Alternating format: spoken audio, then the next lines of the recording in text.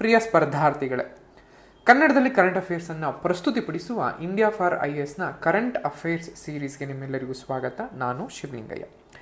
ಭಾರತದ ಭದ್ರತಾ ವ್ಯವಸ್ಥೆಗೆ ಒಂದು ಸಂಭಾವ್ಯ ಬದಲಾವಣೆಯನ್ನು ತರುವಂತಹ ಪ್ರಾಜೆಕ್ಟ್ ಕುಶಾಗೆ ಸಂಬಂಧಪಟ್ಟಂತಹ ಮಾಹಿತಿಯನ್ನು ಇತ್ತೀಚೆಗೆ ರಕ್ಷಣಾ ಸಚಿವರಾದಂತಹ ರಾಜನಾಥ್ ಸಿಂಗ್ ಅವರು ಈ ಒಂದು ದೇಶೀಯ ವಾಯು ರಕ್ಷಣಾ ವ್ಯವಸ್ಥೆಯಾದಂತಹ ಪ್ರಾಜೆಕ್ಟ್ ಕುಶ ಭಾರತದ ಒಂದು ಭದ್ರತಾ ವ್ಯವಸ್ಥೆಗೆ ಸಂಭಾವ್ಯ ಬದಲಾವಣೆಗಳನ್ನ ತರುವಂತಹ ವ್ಯವಸ್ಥೆ ಅಂತ ಬಂದ್ ಮಾಡಿದ್ದಾರೆ.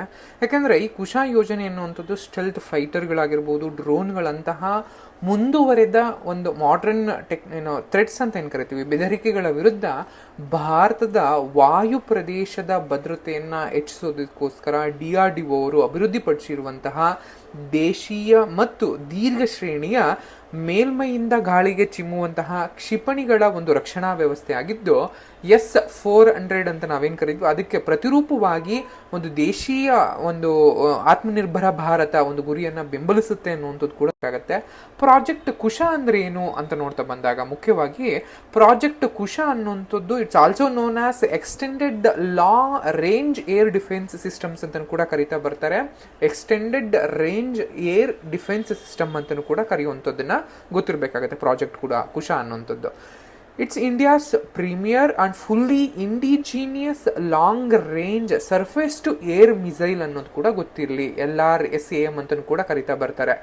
LRSAM ಅಂತಂದ್ರೆ long range surface to air missile defence programme ಅನ್ನುವಂಥದ್ದು ಕೂಡ ಗೊತ್ತಿರಬೇಕಾಗತ್ತೆ.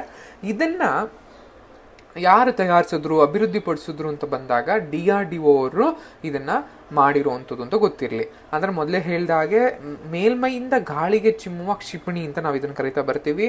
ವಿವಿಧ ವೈಮಾನಿಕ ಬೆದರಿಕೆಗಳೇನಿರುತ್ತೆ, ಅಂದ್ರೆ ಯಾವುದೋ ಒಂದು ದೇಶದಿಂದ ಮಿಸೈಲ್ ಬರುತ್ತೆ ಅಥವಾ ಇನ್ನೇನೋ ಒಂದು ಲೈಕ್ ಉಡಾವಣೆಗಳಾಗ್ತವೆ, ಆ ರೀತಿಯಾದಂಥ ಕ್ಷಿಪಣಿಗಳನ್ನ ಮಿಸೈಲ್ಗಳನ್ನ ಹೊಡೆದುಳಿಸ್ಕೊಳ್ಳೋದಕ್ಕೆ ಅಂತ ಇರೋವಂಥದ್ದನ್ನೇ ಈ ಪ್ರಾಜೆಕ್ಟ್ ಕುಶ ಅನ್ನುವಂಥದ್ದು ಸಿಸ್ಟಮ್ ಅನ್ನುವಂಥದ್ದು.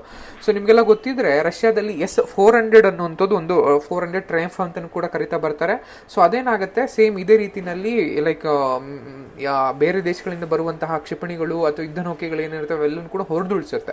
ಸೊ ಅದನ್ನಕ್ಕೆ ಅದೇ ರೀತಿಯಲ್ಲಿ ಪ್ರತಿರೂಪವಾಗಿ ಭಾರತದಲ್ಲಿ ನಮ್ಮದೇ ಆದಂಥ ದೇಶೀಯ ವ್ಯವಸ್ಥೆಯನ್ನ ವಿನ್ಯಾಸವನ್ನು ಕೈಗೊಳಿಸಿ ನಾವು ಮಾಡಿರುವಂಥ ಕೆಲಸ ಅಂತಂದು ಗೊತ್ತಿರಲಿ. ಈ ಒಂದು ವ್ಯವಸ್ಥೆನಲ್ಲಿ ಅಥವಾ ಈ ಒಂದು ಸಿಸ್ಟಮ್ನಲ್ಲಿ ಸ್ಟೆಲ್ತ್ ಪ್ಲಾಟ್ಫಾರ್ಮ್ಗಳಾಗಿರ್ಬೋದು, ಡ್ರೋನ್ಗಳಾಗಿರ್ಬೋದು, ಕ್ರೂಸ್ ಕ್ಷಿಪಣಿಗಳಾಗಿರ್ಬೋದು ಅಥವಾ ನಿಖರ ನಿರ್ದೇಶಿತ ಯುದ್ಧ ಸಾಮಗ್ರಿಗಳಾಗಿರ್ಬೋದು, ಬ್ಯಾಲಿಸ್ಟಿಕ್ ಕ್ಷಿಪಣಿಗಳ ಒಂದು ಬೆದರಿಕೆಗಳನ್ನು ಒಳಗೊಂಡಂತೆ ಯುದ್ಧ ವಿಮಾನಗಳನ್ನ ಎದುರಿಸೋದಕ್ಕೋಸ್ಕರ ಈ ಒಂದು ಪ್ರಾಜೆಕ್ಟ್ ಕುಶ ಅನ್ನುವಂಥದ್ದು ಉದ್ದೇಶಿಸಲಾಗಿದೆ ಅನ್ನುವಂಥದ್ದು ಕೂಡ ಗೊತ್ತಿರಲಿ. ಈ ಯೋಜನೆ 2035 ವೇಳೆಗೆ ಕಂಪ್ಲೀಟ್ ಆಗುತ್ತೆ ಅನ್ನುವಂಥದ್ದು ಗೊತ್ತಿಲ್ಲ, ಅಲ್ಲಿವರೆಗೂ ಇಲ್ಲ.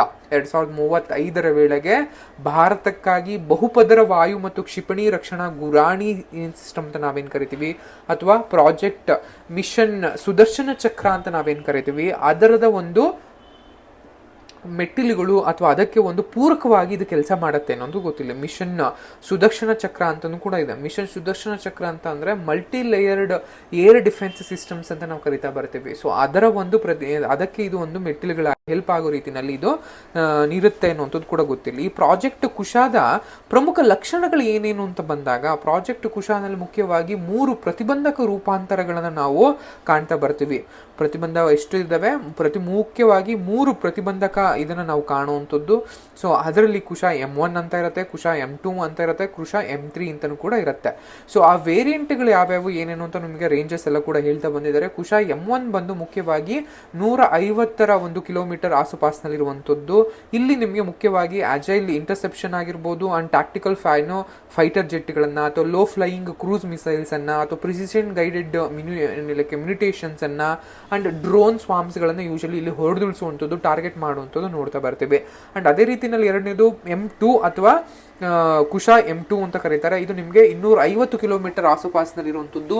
ಮಿಡ್ ಟೈರ್ ಎಂಗೇಜ್ಮೆಂಟ್ ಗಳನ್ನ ಡಿಸೈನ್ ಮಾಡಿದ್ದಾರೆ ಅಂಡ್ ಸ್ಟೆಲ್ತ್ ಏರ್ಕ್ರಾಫ್ಟ್ ಗಳನ್ನ ನ್ಯೂಟ್ರಲೈಸ್ ಮಾಡುತ್ತೆ, ಫಾಸ್ಟ್ ಮೂವಿಂಗ್ ಫೈಟರ್ ಫಾರ್ಮೇಶನ್ ಅನ್ನು ಕೂಡ ಹೊರಡಿಳಿಸುತ್ತೆ ಮತ್ತು ಸೂಪರ್ ಸೋನಿಕ್ ಥ್ರೆಟ್ಗಳನ್ನು ಕೂಡ ಟಾರ್ಗೆಟ್ ಮಾಡುತ್ತೆ ಅನ್ನುವಂಥದ್ದು ಗೊತ್ತಿಲ್ಲ.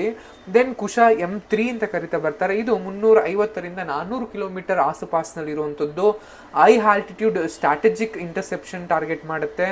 ಸೊ ಅದ್ರ ಜೊತೆಗೆ ಏರ್ ಬೋರ್ನ್ ವಾರ್ನಿಂಗ್ ಆಗಿರ್ಬೋದು, ಕಂಟ್ರೋಲ್ ಸಿಸ್ಟಮ್ಸ್ ಆಗಿರ್ಬೋದು, ಮಿಡ್ ಏರ್ ರಿಫ್ಯೂಲರ್ಗಳನ್ನು ಮಾಡುವಂಥದ್ದು, ಸ್ಟ್ರಾಟಜಿಕ್ ಬಾಂಬರ್ಸ್ಗಳನ್ನು, ಬ್ಯಾಲಿಸ್ಟಿಕ್ ಮಿಸೈಲ್ಸ್ಗಳನ್ನು ಇದು ನಿಮಗೆ ಟಾರ್ಗೆಟ್ ಮಾಡಿ ಇದು ಮಾಡುತ್ತೆ ಅನ್ನೋದು ಕೂಡ ಗೊತ್ತಿರಲಿ. ಇನ್ನು ಕೀ ಟೆಕ್ನಿಕಲ್ ಕೆಪಬಿಲಿಟೀಸ್ ನೋಡ್ತಾ ಬಂದಾಗ ಎಕ್ಸ್ಟ್ರೀಮ್ ಸ್ಪೀಡ್ ಇರುತ್ತೆ ಅನ್ನೋದು ಕೂಡ ಗೊತ್ತಿದೆ. ಇದು ನಿಮಗೆ ಎಕ್ಸ್ಟ್ರೀಮ್ ಸ್ಪೀಡ್ ಅನ್ನ ಹೊಂದಿದೆ ಅನ್ನುವಂಥದ್ದು. ಯಾಕಂದ್ರೆ ಮ್ಯಾಕ್ 5+ ಅಷ್ಟು ನಿಮಗೆ ಸ್ಪೀಡ್ ಅನ್ನ ಹೊಂದಿರುತ್ತೆ ಅನ್ನುವಂಥದ್ದು. ಅಂದ್ರೆ ಇಂಟರ್ಸೆಪ್ಟರ್ ಏನ ಡಿಸೈನ್ ಮಾಡಿದರೆ ಆ ರೀತಿನಲ್ಲಿ ಇದನ್ನ ಮಾಡಿರುವಂಥದ್ದು. ಸಾಲಿಡ್ ಫ್ಯೂಯಲ್ ರಾಕೆಟ್ ಬೂಸ್ಟರ್ಸ್ ಗಳನ್ನ ಅಥವಾ advanced vectoring to the outmanoeuvre highly agile aircraft ಗಳನ್ನ ಬಳಸ್ಕೊಂಡಿದ್ದಾರೆ ಅನ್ನುವಂಥದ್ದು. ಮಲ್ಟಿ ಥ್ರೆಟ್ ಡಿನೈಯಲ್ ಸಿಸ್ಟಮ್ಸ್ ಅನ್ನು ಇದರಲ್ಲಿ ನಾವು ಇನ್ಕಲ್ಕೇಟ್ ಮಾಡ್ಕೊಂಡಿದ್ದಾರೆ ಅನ್ನುವಂಥದ್ದು. ಇನ್ನೊಂದು ಹೈ ಹಿಟ್ ಪ್ರಾಬಬಿಲಿಟಿ ಅನ್ನುವಂಥದ್ದು. ಯಾಕೆಂದ್ರೆ DRDO ಅವರು ಏನು ಇದನ್ನ ಮಾಡಿದ್ದಾರೆ, ಇದನ್ನ ಸಿಂಗಲ್ ಶಾಟ್ ಕಿಲ್ ಅಂತ ಕರೀತಾ ಬರ್ತಾರೆ. ಪ್ರಾಬಬಿಲಿಟಿ 80% ಅಥವಾ ಅದಕ್ಕಿಂತ ಜಾಸ್ತಿ ಇರುತ್ತೆ. ಒಂದ್ಸಲಿ ಇದನ್ನೇನಾದ್ರೂ ಉಡಾವಣೆ ಮಾಡಿದ್ರೆ ಅಥವಾ ಲೈಕ್ ಲಾಂಚ್ ಮಾಡಿದ್ರೆ ಬರುವಂತಹ ಏನೇ ತೊಂದರೆಗಳಿದ್ರು ಕೂಡ 80 to 90% ವರೆಗೂ ಕೂಡ ಅದನ್ನ ತಡೆ ಹಿಡಿಯುತ್ತೆ ಅನ್ನುವಂಥದ್ದನ್ನ ಕೂಡ ಗೊತ್ತಿರಬೇಕಾಗತ್ತೆ. ಅಂಡ್ ಪರಿಣಾಮಗಳು ಬಂದಾಗ ಮುಖ್ಯವಾಗಿ ನಿಮಗೆ ಸ್ಟ್ರಾಟಜಿಕ್ ಸಿಗ್ನಿಫಿಕೆನ್ಸು ಅಥವಾ ಮಿಷನ್ ಸುದರ್ಶನ ಚಕ್ರಗೆ ಪೂರಕವಾಗಿ ಇದು ಕೆಲಸ ಮಾಡುತ್ತೆ ಅನ್ನುವಂಥದ್ದು ಗೊತ್ತಿರಬೇಕಾಗತ್ತೆ. ಯಾಕಂತಂದ್ರೆ ಈ ಒಂದು ಪ್ರಾಜೆಕ್ಟ್ಗಳು ಅನ್ನುವಂಥದ್ದು ಅಥವಾ ಈ ಒಂದು ನಮಗೆ ಏನು ಈ ತರ ಪ್ರಾಜೆಕ್ಟ್ ಕುಶಗಳನ್ನ ಹೊಂದೋದ್ರಿಂದಾಗಿ ಭಾರತದ ಒಂದು ರಕ್ಷಣಾ ವೇದಿಕೆ ಏನಿರುತ್ತೆ, ಡಿಫೆನ್ಸ್ ಸಿಸ್ಟಮ್ಸ್ ಏನಿರುತ್ತೆ, ಅಲ್ಲಿ ನಮಗೆ ಮುಖ್ಯವಾಗಿ ಕೆಲಸ ಮಾಡುತ್ತೆ ಅನ್ನುವಂಥದ್ದು. ಯಾಕಂದ್ರೆ ಭಾರತ ಈಗ ಆಸ್ ಆಫ್ ನೌ ರಷ್ಯಾದಿಂದ S-400 ಟ್ರಯಂಪ್ಸ್ಗಳನ್ನ ಇಂಪೋರ್ಟ್ ಅನ್ನ ಮಾಡ್ಕೋತಾ ಇರುತ್ತೆ. ಇದಕ್ಕಿಂತ ಹೆಚ್ಚಿನ ಹಣವನ್ನ ಕಟ್ಟಬೇಕಾಗತ್ತೆ. ಏನೋ ಬ್ಯಾಲೆನ್ಸ್ ಆಫ್ ಪೇಮೆಂಟ್ಗಳಾಗಿರ್ಬೋದು, BOPಗಳಾಗಿರ್ಬೋದು, ಇದು ಹೆಚ್ಚು ಖರ್ಚು ಮಾಡಬೇಕಾಗತ್ತೆ. ಸೊ ಅದ್ರ ಬದಲು ಈ ರೀತಿಯಾದಂತಹ ಪ್ರಾಜೆಕ್ಟ್ ಕುಶ ಅನ್ನುವಂಥದ್ದನ್ನು ನಮಗೆ ಇಲ್ಲಿ ದೇಶೀಯವಾಗಿ ನಮ್ಮದೇ ಒಂದು ದೇಶದಲ್ಲಿ ಉತ್ಪಾದನೆಯನ್ನ ಮಾಡ್ಕೊಳ್ಳುವಂಥದ್ದು, ಟೆಕ್ನಾಲಜಿ ನಾವೇ ಬಿಲ್ಡ್ ಮಾಡ್ಕೊಳ್ಳುವಂಥದ್ದು, ಸಾರ್ವಭೌಮತ್ವ ಆಗಿರಬಹುದು, ನಿಯೋಜನೆಯ ನಮ್ಯತೆ ಎಲ್ಲ ಬೇಕಾದ್ರೂ ನಾವು ಅದನ್ನು ಹೇಗೆ ಬೇಕಾದ್ರೂ ಬಳಸ್ಕೊಳ್ಳುವಂಥದ್ದು, ನಮಗೆ ಒಂದು ಸಾವರ್ನಿಟಿ ಆಗಿರಬಹುದು, ಅಂಡ್ ಬೇರೆ ದೇಶಗಳಿಗೆ ನಾವು ಇದನ್ನ ರಫ್ತು ಮಾಡುವಂಥದ್ದು ಆಗಿರ್ಬೋದು. ಇತ್ತೀಚೆಗೆ ನಿಮ್ಮೆಲ್ಲ ನೋಡಿದರೆ ಬ್ರಹ್ಮೋಸ್ ಅನ್ನ ಸೌತ್ ಈಸ್ಟ್ ಏಷ್ಯನ್ ರಾಷ್ಟ್ರಗಳಿಗೆ ನಾವು ಮಾರ್ತಾ ಇದ್ದೀವಿ. ಸೊ ಅದೇ ರೀತಿಯಲ್ಲಿ ಈ ರೀತಿಯಾದಂತಹ ಅವಲಂಬನೆಯನ್ನ ಕಡಿಮೆ ಮಾಡಿ ನಮ್ಮಲ್ಲಿ ರಫ್ತು ವಹಿವಾಟನ್ನ ಅಥವಾ ನಮ್ಮ ಒಂದು ಪ್ರಾಬಲ್ಯವನ್ನ ಜಾಸ್ತಿ ಮಾಡುತ್ತೆ. ಅಂದ್ರೆ ದೇಶೀಯ ಏರ್ ಡಿಫೆನ್ಸ್ ಸಿಸ್ಟಮ್ಸ್ ಏನಿದೆ ಇಲ್ಲಿ ನಮಗೆ ಹೆಚ್ಚಿನ ಒಂದು ಸಕಾರಾತ್ಮಕವಾದಂತಹ ಒಂದು ಶಕ್ತಿಯನ್ನು ತುಂಬುತ್ತೆ ಅನ್ನುವಂಥದ್ದು. ಇದ್ರ ಜೊತೆಗೆ ಭೌಗೋಳಿಕ, ರಾಜಕೀಯ ಮತ್ತು ಲಾಜಿಸ್ಟಿಕ್ ನಿರ್ಬಂಧಗಳನ್ನ ತಗ್ಸುತ್ತೆ ಅನ್ನುವಂಥದ್ದು ಕೂಡ ಗೊತ್ತಿರಲಿ. ಯಾಕೆಂದ್ರೆ S-400 ರಷ್ಯಾ ಮೇಡ್ ಆಗಿರೋದ್ರಿಂದಾಗಿ ರಷ್ಯಾದಿಂದ ಹೆಚ್ಚಿನ ಇಂಪೋರ್ಟ್ ಮಾಡ್ಕೋಬೇಕಾದ್ರೆ ಅಮೆರಿಕ ಯಾವಾಗಲೂ ಕೂಡ ಕೊಂಕನ್ನ ಕಂಡುಹಿಡಿಯುತ್ತೆ ಅಥವಾ ಏನಾದ್ರೂ ಒಂದು ಅಡ್ಡಗಾಲ ಆಗ್ತಾನೆ ಇರುತ್ತೆ. ಅದ್ರ ಬದಲು ಈ ರೀತಿಯಾಗಿ ನಮ್ಮನ್ನ ನಾವು ಇದು ಮಾಡ್ಕೊಂಡು ನಮಗೆ ಒಂದು ಇದಾಗುವಂಥದ್ದು. ಸೊ ಈ ಒಂದು ಏನಿದೆ ಪ್ರಾಜೆಕ್ಟ್ ಕುಶ ಇವೆಲ್ಲವೂ ಕೂಡ ಇಂಡಿಯನ್ ಮಿಸೈಲ್ ಪ್ರೋಗ್ರಾಮ್ ಅಂತ ನಾವೇನು ಕರಿತೀವಿ ಅದರ ಒಂದು ಅಂಡರ್ನಲ್ಲಿ ಇರುವಂಥದ್ದು. ಹಾಗಿದ್ರೆ ಈ ಭಾರತೀಯ ಕ್ಷಿಪಣಿ ಕಾರ್ಯಕ್ರಮ ಅಥವಾ ಇಂಡಿಯನ್ ಮಿಸೈಲ್ ಪ್ರೋಗ್ರಾಮ್ ಅಂದ್ರೆ ಏನು ಅಂತ ನೋಡ್ತಾ ಬಂದಾಗ ಮುಖ್ಯವಾಗಿ 1958ರಲ್ಲಿ ಸ್ಥಾಪನೆಯಾದಂತಹ ಏನು DRDO ಇದೆ, ಸೊ ಆ DRDO ಅಂಡರ್ ಅಲ್ಲಿ ನಮಗೆ ಈ ಒಂದು ಕಾರ್ಯಕ್ರಮವನ್ನ ಕೈಗೊಂಡಿರೋದು ಅಂತ ಗೊತ್ತಿರಲಿ. DRDO ಅಥವಾ ಅದನ್ನ ರಕ್ಷಣಾ ಸಂಯೋಜನೆ ಮತ್ತು ಅಭಿವೃದ್ಧಿ ಸಂಸ್ಥೆ ಅಂತಲೂ ಕೂಡ ಸಂಘಟನೆ ಅಥವಾ ಸಂಸ್ಥೆ ಅಂತಲೂ ಕೂಡ ಕರಿತಾ ಬರ್ತೀವಿ. 1958ರಲ್ಲಿ ಇದು ಸ್ಥಾಪನೆ ಆಗಿರುವಂಥದ್ದು. ಇದರ ಕೇಂದ್ರ ಕಚೇರಿಯನ್ನ ರಕ್ಷಣಾ ಸಚಿವಾಲಯ ಅಂಡರ್ ವರ್ಕ್ ಮಾಡುತ್ತೆ. ಅದರ ಕೇಂದ್ರ ಕಚೇರಿಯನ್ನ ನವದೆಹಲಿಯಲ್ಲಿ ಹೊಂದಿದೆ ಅನ್ನುವಂಥದ್ದು ಕೂಡ ಗೊತ್ತಿರಲಿ. ಈ ಒಂದು DRDO ಮತ್ತು ಇದರ ಅಂಡರ್ನಲ್ಲೇನೆ ಭಾರತ ಕ್ಷಿಪಣಿ ಕಾರ್ಯಕ್ರಮವನ್ನ ನಾವು ಲಾಂಚ್ ಮಾಡ್ತಾ ಇರುವಂಥದ್ದು. ಇಂಟಿಗ್ರೇಟೆಡ್ ಗೈಡೆಡ್ ಕ್ಷಿಪಣಿ ಕಾರ್ಯಕ್ರಮ ಅಭಿವೃದ್ಧಿ ಕಾರ್ಯಕ್ರಮ ಅಂತಲೂ ಕೂಡ ಕರೀತಾ ಬರ್ತಾರೆ ಅಥವಾ IGMDP ಅಂತಲೂ ಕೂಡ ಕರೀತಾ ಬರ್ತಾರೆ. ಸೊ ಇದು ಕೂಡ ನಿಮಗೆ ಗೊತ್ತಿರಬೇಕಾಗತ್ತೆ. 1983ರಲ್ಲಿ ಡಾಕ್ಟರ್ APJ ಅಬ್ದುಲ್ ಕಲಾಂ ಅವರ ನೇತೃತ್ವದಲ್ಲಿ ಇದನ್ನ ಒಂದು ಲಾಂಚ್ ಮಾಡಲಾಗುತ್ತೆ. ಈ ಒಂದು ಸ್ಕೀಮ್ ಅಂಡರ್ನಲ್ಲೇ ಪೃಥ್ವಿ ಮಿಸೈಲ್ ಆಗಿರ್ಬೋದು, ಅಗ್ನಿ ಮಿಸೈಲ್ ಆಗಿರ್ಬೋದು, ತ್ರಿಶೂಲ್ ಮಿಸೈಲ್ ಆಗಿರ್ಬೋದು, ನಾಗ್ ಮಿಸೈಲ್ಗಳಾಗಿರ್ಬೋದು, ಇವುಗಳನ್ನು ನಾವು ಪ್ರೊಡ್ಯೂಸ್ ಮಾಡಿದ್ದು ಇದೇನೆ ಏನು ಲೈಕ್ ಇಂಡಿಯನ್ ಮಿಸೈಲ್ ಪ್ರೋಗ್ರಾಮ್ ಒಂದು ಅಂಡರ್ನಲ್ಲಿ ಅನ್ನುವಂಥದ್ದು ಗೊತ್ತಿರಲಿ.